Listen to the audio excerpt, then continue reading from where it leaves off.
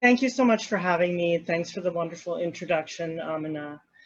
So Green Thumbs is 20 years. We're in our 21st season. We're just trying to pivot to online stuff like everybody else, even though we're very dedicated to experiential and outdoor learning for people from really babes in arms up to our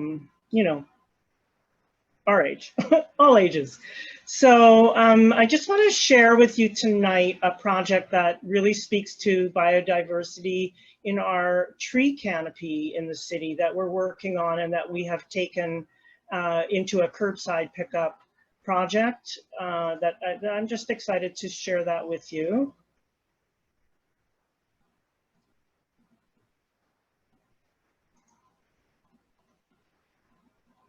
Here's our website, The Story of Food in the Language of Gardening. I encourage you to join. I think the chat box will have that address in there at some point. And the project itself is called Urban Trees from Seed. And really what it's looking at is biodiversity, not just among species, but within the species. And it's about having a healthy tree canopy in the city. And as such, we're very grateful to funding support from the City of Toronto Urban Forestry Grants.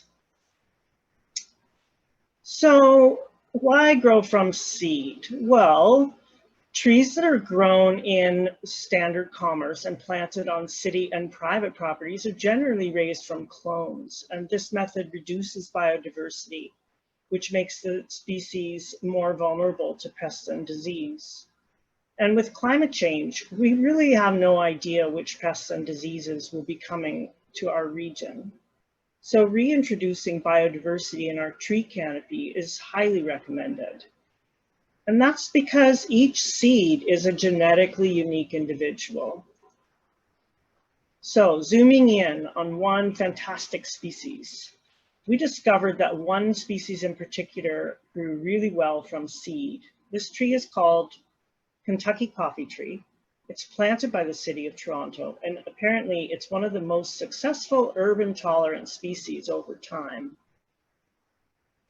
It's a native species. It's from the Carolinian region, and returning our canopy to native species helps our native pollinators, in turn helping our food system.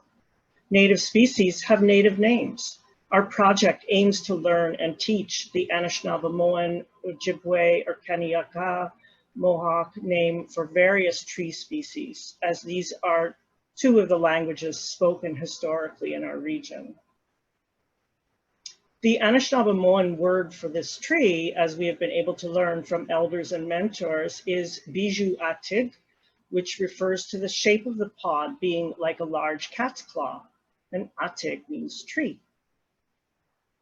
So there was a relationship. The Mastodon ate the seed and pooped it out, and that's how the tree grew. And this tree was the food source. So when the Mastodon went extinct, the tree became rare. So this relationship illustrates the food web and the concepts of interdependence and symbiosis. So if you'd like to grow your own, you can be the Mastodon. We've got a whole kit for you at programs@greenthumbsto.org. And at the moment, the kit is free of charge. It contains everything you need to grow your own and an instructional video and background documents. And then we'll be happy to work with you to locate that tree in its forever home.